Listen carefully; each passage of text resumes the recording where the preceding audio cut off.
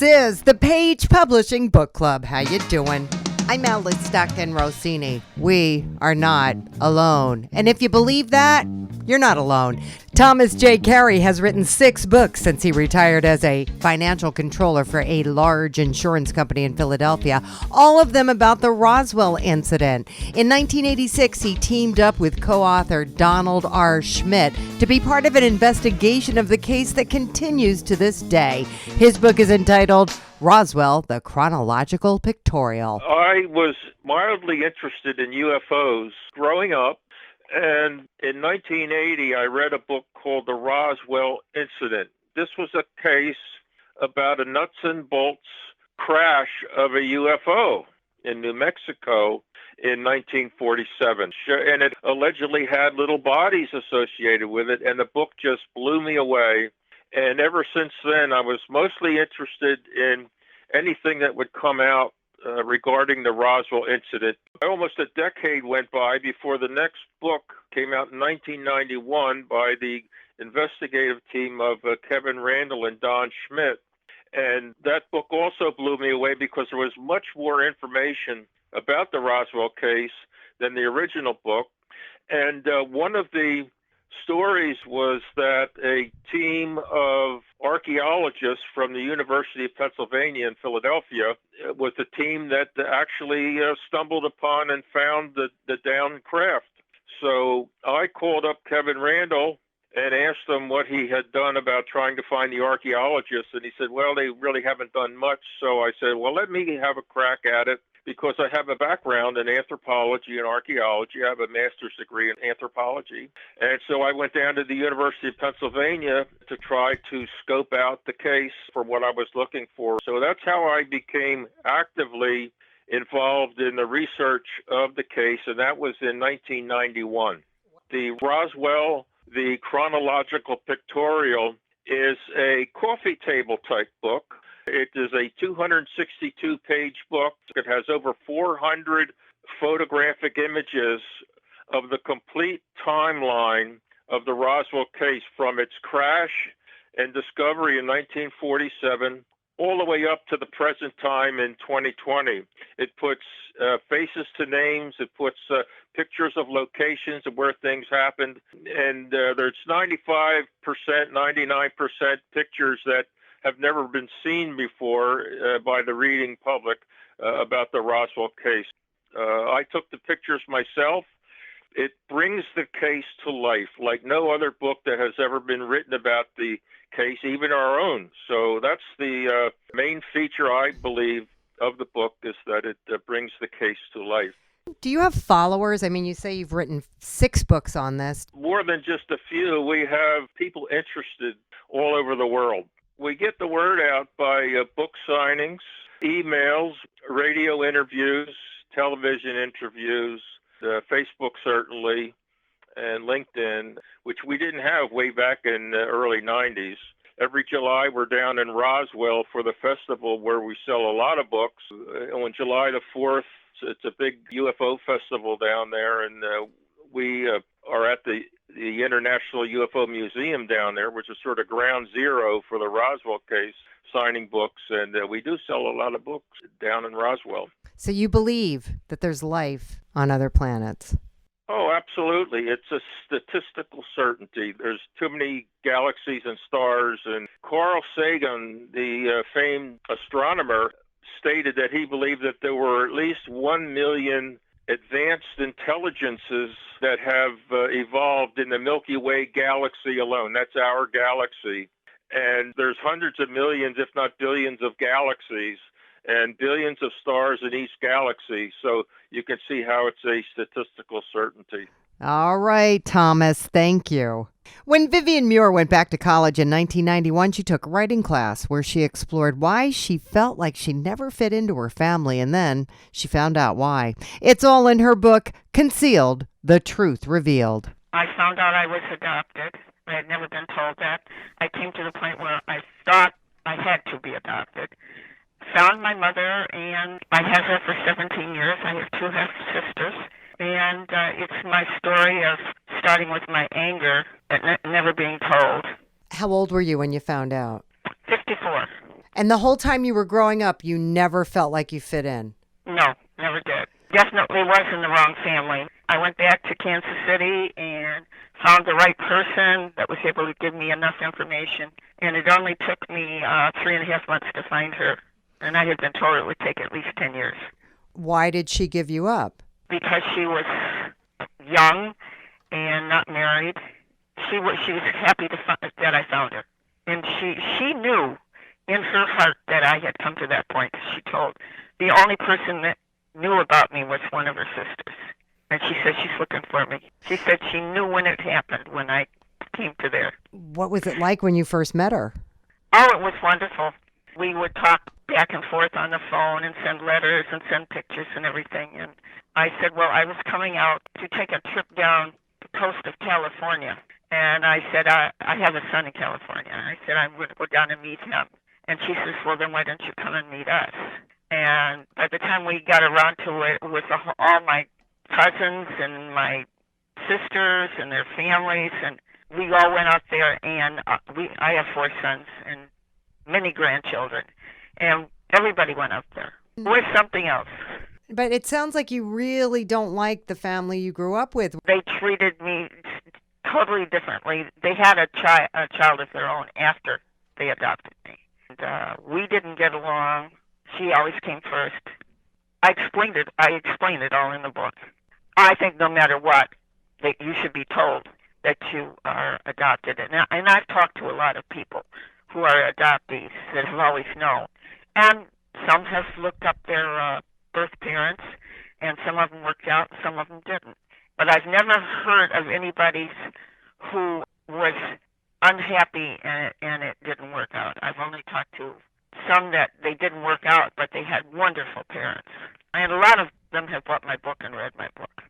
This is very, very small community, so it was easy to talk to these people. Yeah, so maybe after the coronavirus thing passes. Yes, I'm going to try to, because I was ready to go, and I was waiting till after I took a trip to California, and I came back here on the 10th. Well, that was a bad time. Yeah, the 10th, that was it. Well, as soon as everything opens up again, you'll be ready to go. Sylvia Darby has always enjoyed writing poetry inspired by the Bible, but then she says the Spirit urged her to write about an experience she had when she was 17. The name of her book, I Was Blind, But Now I See. I was afraid to write it, but you can't say no when the Spirit is like your mama used to push you on stage, when you were scared to go out there. Right. What happened when you were 17? Oh, well, it was a very bad experience, but I was raped. But as I put in the book, the hand of God was in the matter, and I really didn't see. I thought things was just happening coincidentally, that it ended up with a good outcome for me because I was going to school in an era where when you was pregnant, you could not continue to go. And at that time, I loved school. So I was at risk of being put out of school. And I was saved from really a life in prison because my idea at that time, and I had planned to burn this guy's apartment down because I was just that distressed over the situation. I had my plans that night to go do that. But then I ended up in labor. I had the baby during the holiday, but then I went back to school, and that was the time when it was brought up to me by the dean that I couldn't continue in school. Nobody had said anything up. It was like 7 months then. Nobody had said anything about the issue. So she sent a social worker to my house, and she talked to my mom. My mom said she didn't know anything about the baby was in the hospital because she was premature. But anyway, I was able to continue school. I was able to finish, graduate with honors and everything. So despite being raped and going through this horrible experience, you managed to keep moving forward because of your faith. Right. The things of God, what you think in your heart and what you have in your heart to do is a sin before Him. And that's what I realized, too, as I was writing the book. In the end, I had to repent of that because I was going to do it, and only he knew it. Right. I definitely was going to do it. So what kept me from doing it was that same night I was going to get up. I had the gas and everything, and I was going to go out at midnight after I rest. And as a matter of fact, I was in labor coming from school but didn't know it because I was walking and running through the pain. I was trying to get home fast because I really didn't know I was in labor. You know, it was parents never talked to us about things like I didn't know. So that was the story. It's a good one, Sylvia. I bet you felt good getting it out, huh? Oh, yeah. Because, I mean, with the Me Too movement and all that going on now, you know, I say this will fit right in with what happened to me. Anthony Tennis fulfills his grandfather's dream by writing his book entitled Special Edition, The Life of Raoul and the Death of Dr. Martin Luther King. It's based on writings he found scattered on pieces of paper. I inherited information from my grandfather. It was always his dream to do like a movie script or something. Now, a man named James Earl Ray was convicted for the murder of Dr. Martin Luther King Jr. He claimed that a man named Raoul set him up, and Raoul was my dad's stepbrother, my grandfather's stepson. He married Raoul's mother, and Raoul's name is actually James Allen Smith. James Allen Smith, known as Raoul, arranged a deal for some Cadillacs to Dr. Martin Luther King Jr.'s organization, and they had planned on buying these Cadillacs. And the day of the sale, they backed out. Now, Raoul was a car thief, so he had stolen the fleet of Cadillacs and changed the VIN numbers. And, of course, they knew that they were stolen, so they went ahead and told him that he could either be arrested or he could leave.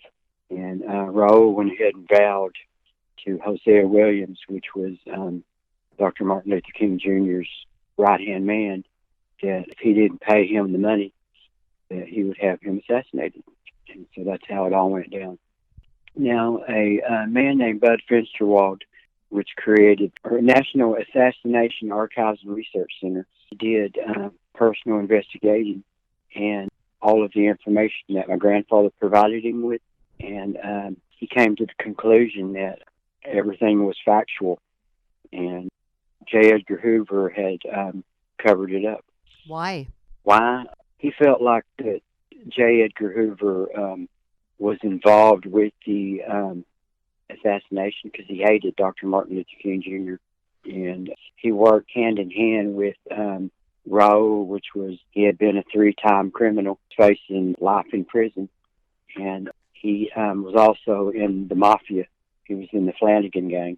And so Hoover had heard through the grapevine about Raoul's wishes of having him assassinated.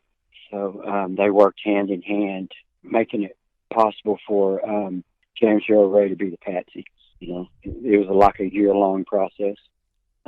We tried to sell this book to Oliver Stone. Had some lawyers working for years and years on this, and it came real close to being accepted, but Oliver Stone backed out at the very last minute and decided that he didn't want to slander a historical figure. All right, Anthony, thank you. We're going to take a quick break, but we're coming right back. This is the Page Publishing Book Club. Attention all authors. Page Publishing is looking for authors. Have you written a book and want to get it published? Page Publishing will get your book into bookstores and for sale online at Amazon, Apple iTunes, and other outlets. They handle all aspects of the publishing process for you: printing, cover art, publicity, copyright, and editing. Call 800-204-6099 now for your free author submission kit. That's 800-204-6099 for your free author submission kit. We're back on the Page Publishing Book Club. I'm Alice Stockton Rossini. Glenn Ingvey was working on the last book of a trilogy when he died. He published his first book with Page and now his second about Alaska under siege. His uncle, Steve DeClue, joins us from Anchorage to tell us about Double Double, Oil and Trouble. It's a kind of a fiction account of Alaska, what Alaska might look like if we were invaded for our oil. He was quite a thinker. And to be fair, he was an educated man. He spent most of his life fishing, but he was a Harvard graduate. He wrote several different things. He was into gold. He liked prospecting and that sort of thing. He did basically went wild when he came to Alaska. He fished off of the East Coast for 10 or 12 years with his own boat, and then realized there were no fish left there, so he went to Alaska. The book is about Danny Slayer, this Anchorage PI who gets involved in this thing. He goes looking for this missing petroleum engineer, and he gets wrapped up in this intrigue. Suddenly, Alaska finds themselves under siege, basically, by, Russians and different parties who are interested in the oil. And so the book takes quite a few twists and turns. In his own handwriting, it says, Anchorage, Alaska PI Danny Slayer has just been hired to find a missing petroleum engineer. Missing persons is some of the bread and butter for private investigations. By the end of the day, Slayer's entire world is turned upside down. Alaska is under siege by a foreign power. The prize is Alaska's immense oil reserves. Keeping Alaska and its oil independent is essential to the economic tranquility of the world. Slayer teams up with the Anchorage Police Department, Chaplain Jaime Rosenberg. Together, they'll start the wheels turning to bring Alaska back from the brink. Buckle up. The action gets intense. Yeah, and it does. It's fast-paced. Once you start in on the story, it does steamroll right along.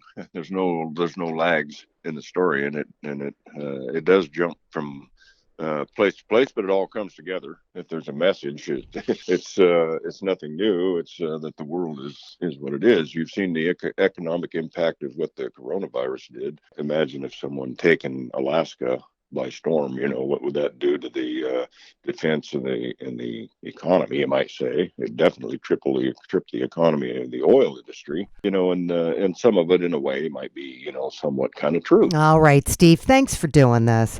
Ralph Oyegi was studying Old English poetry when he was inspired to write The Adventures of a Dog Named Sam. It's just a rhyming thing. I just started a story and it would rhyme, and then I just took it from there. There once was a man from Alabama who had a dog whose name was Sam. They went together like jelly and jam.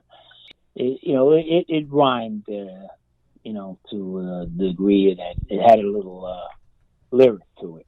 The story basically is about this loyalty between the dog and owner, and it came a time when the owner got stuck on a crevice, and he couldn't get his foot out, and there was nobody around to help him.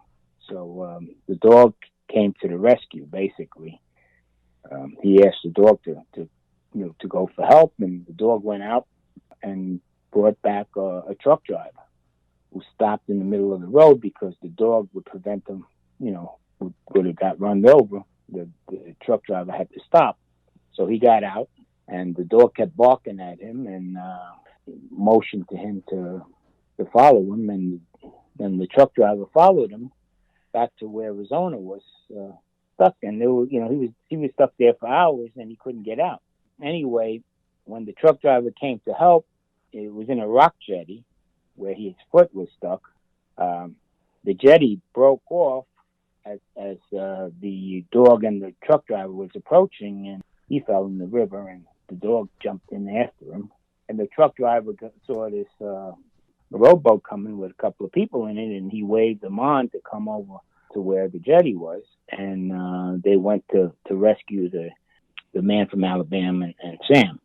And it came to the point where it's kind of dusk and kind of dark, and the river was raging, and that's it ended up the rescue came in the dark, and the owner couldn't figure out how they came to rescue, and it was the dog's tag, which kind of shined in the dark, enabling the rescue crew to find them in the dark.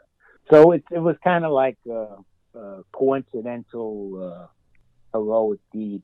And the thing is that actually continued on. There was other adventures beyond that, but I figured I'd start with the one book, and then and take it from there. Hope that I get it into the educational system, because it's so simple and it's short. It don't take too much of the attention of the children. I mean, they could do that in like within 10, 15 minutes, reading it, engaging the children that way. All right, Ralph, good enough.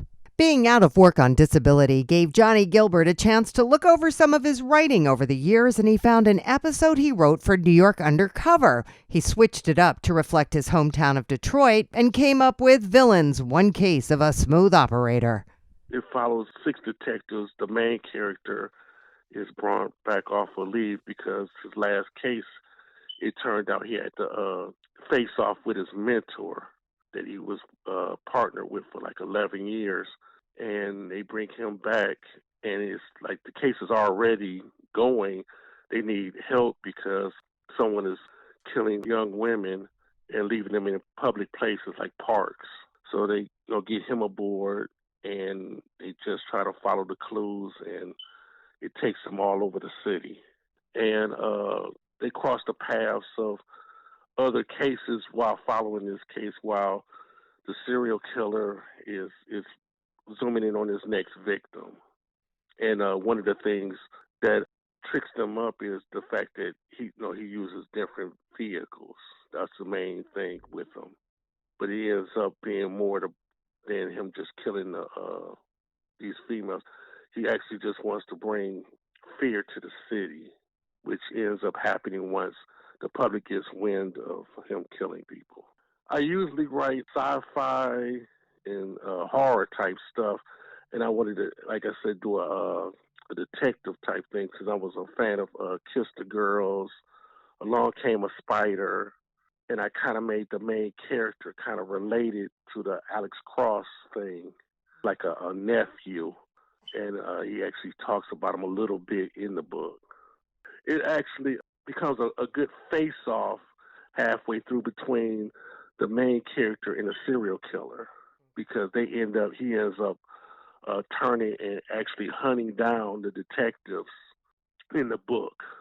With this story, when it was in draft form, I let my father's girlfriend, she would take like 5 pages to work with her and read it to her co-workers, and they was into it because I wanted her to read it and get some type of response, because it was my first time writing a detective type thing. But they loved it. They just kept me writing more and more to that. That's a really good idea, is to get feedback along the way, right? Yeah, especially if it's people that don't see you, and it just she's taking 5 pages, and I just use that to keep me motivated too, to keep writing all the way through.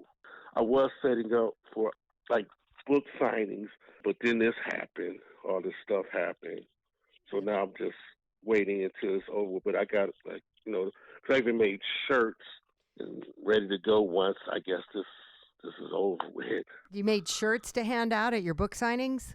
Yeah, I'm gonna sell shirts with the book and probably do a couple of contests where I give away something, to those that bought the book at the signing and everything. So anybody that buys the book, I'm gonna appreciate it, because I've been dreaming of this, and I finally got a chance to do it. Well, be patient. We're all waiting for this coronavirus thing to be over. Finally, Jace worked for a family grocery outside Philadelphia. He's been an actor, scriptwriter, and now author who decided it was time to talk about his life at Columbia University in the mid-'70s and the kind of women that captivated and inspired him to write The Trap of Love. One of the women is, I think, the last great playgirl of New York City. I mean, she's not somebody just fools around a lot and sleeps with a lot of different people, but somebody that had style, somebody that knew how to speak, knew how to dress up, entertain. I mean, somebody that really had some social skills. I was a person that wanted to get his master's in film history. I was 21 years old, and I knew a lot about movies. I didn't know anything about life and virtually nothing about women. So the imbalance was so extreme that much of the humor and the absurdity of the book is premised on that. It starts with me landing the trophy girlfriend out of the blue, this last of the Playgirls, and that's sort of the first section of the book. It's a character study of her more than it is of me.